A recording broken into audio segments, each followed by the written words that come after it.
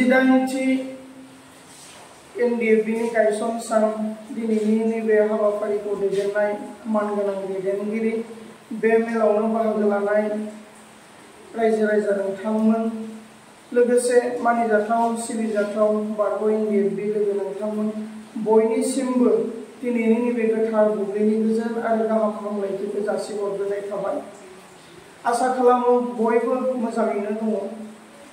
दिनै 3 अक्ट'बर दिनैनि सानावनो थांनाय 38 बोसोरनि सिगां 1986 मायथाइयाव BSF एबा एनडिएफबि आफादा मानगोनां बिर जोहोलाव रनसायग्रा दैमारि रनसायग्रा नाब्ला थामहिनबा रन्जन दैमारिनि गोथौ सानथौ आरो सानस्रिनि गेजेरजों मावसोमनाय बावसोमनायनि गेजेरजों BSF एबा एनडिएफबि आफादा गायसनजादोंमोन। दिनैनि बे गोथार बुब्लियाव गोथाङै मुंख्लं बिर जोहोलाव रन्जन दैमारि बिथांनिसिमबो गोसो गोरबोनिफ्राय खुलुमनाय जासिहरनाय थाबाय।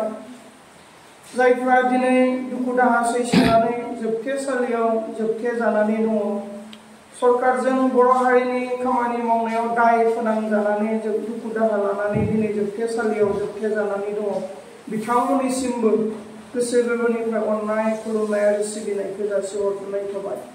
गोलाव समनि दावहायाव जाय बिर जोहोलाव जोहोलावजोफ्रा गावनि थै जिउखौ बावसोमलांबाय मुंख्लं जालांबाय, बिथांमोननिसिमबो खर' गंग्लायै खुलुमनाय आरो सिबिनायखौ जासिहरनाय थाबाय।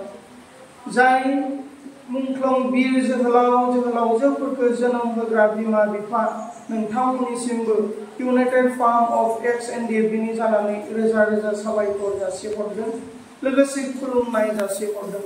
गोलाव समनि दावहायाव एनडिएफबि आफादनि फायखिफोरजों समान समान दुखु दाहा लाबोनाय, होसोजानाय, बुख्रुबजानाय, बुग्लिजानाय, जोबजानाय रायजो राजा बयबो नोंथांमोननिसिमबो जोंनि अननाय खुलुमनाय सिबिनायखौ जासिहरदों।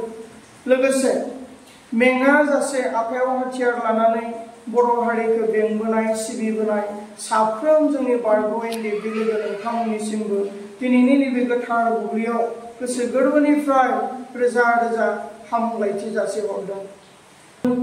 आरो थांखिनिफ्राय दोरद होबोनो हायाखैमोन, नाथाय न' सिंनि सुथुरा दिनै एनडिएफबि आफादखौ फोजोबफैबाय, थांखिनिफ्राय दोरद होफैबाय। दिनैनि तारिखआव जोङो सिनायनो रोंबाय जोंनि सुथुरासो बारग' एनडिएफबि नि गोरा थांखि आरो गोथौ सान्थौ आरो सानस्रिजों खामानि हारिखौ बेंबोबाय थानाय गासै खामानिफोरखौ भंग खालामना होग्राया सोर, जों दिनै आरो बुजिनो आद्रा गैया। जोंनि बर' हारिनिनो थामहिनबा न'खरसेनिनो जोंनि सुथुरफोरा दिनै एक्स एनडिएफबि नि थांखि एबा एनडिएफबि नि थांखिनिफ्राय दोरद होनायखौ जों नुनो मोनबाय। दिनै गोलाव सम एनडिएफबि नि जि मोनसे मट' लेट आस डाइ फर बर' नेशन बाट लेट नट बर' नेशन डाइ फर आस, बे मोन्थोरखौनो बिखायाव लानानै गुलि अरनानै समायखेरा लानानै हाथियार लानानै जि दावहा नांबोदोंमोन, गिलु बालु दावहा होबोदोंमोन, दिनै आसाम सरकार आरो भारत सरकारा गिख्रुंदोंमोन। नाथाय दुखुनांथाव बाथ्रा, न'खरनि सुथुरानो दिनै एनडिएफबिखौ फोजोबफैबाय। दिनै जोङो सिरि मोनदों, बुजिदों आरो दिनैनि नैबे 3 अक्ट'बर थामहिनबा एनडिएफबि नि गायसन सानाव जों दिनै थाद'नायनि सम गैया, आं बेखौ खावलायगोन। जोङो सुथुरखौ सिनायबाय, जों दिनै सिखांफिननानै सिगां फारसे जोंनि थांखि फारसे आवगायलांनायनि सम जाबाय।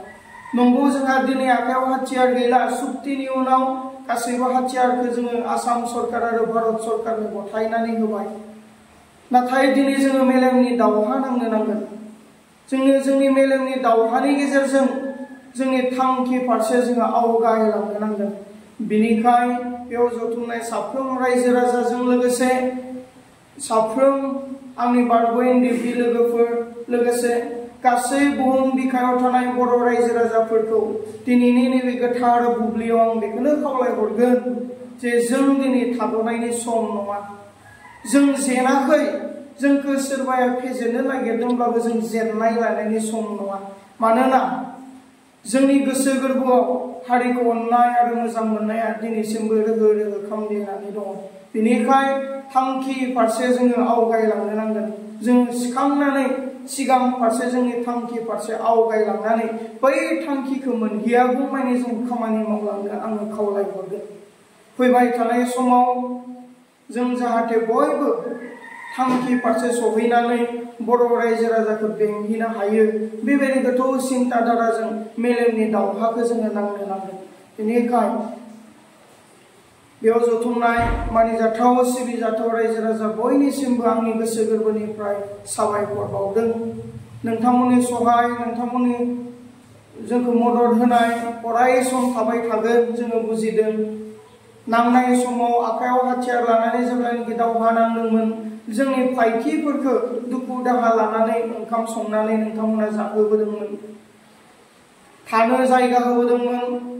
सुथुरनिफ्राय इन्जुर जानानै, सुथुरनि सिलाइनि गुलिनिफ्राय इन्जुर जानानै गसंथेदोंमोन। दिनैसिमबो बर' रायजो राजाफ्रा NDFBजों लोगो लोगोआव दंफायो होननानै जोंहा फोथायनाय दङ। बेनिखाय साफ्रोम बर' रायजो राजाफोरखौ दिनैनि नैबे 38थि NDFBनि गायसन सान गोथार एबा जारिमिनारि सानजों लोब्बा लाखिनानै गोजोन आरो गाहाम हामलायनायखौ इउनाइटेड फार्म अफ एक्स NDFBनिफ्राय एक्स NDFBनि जानानै बावहरनाय थाबाय।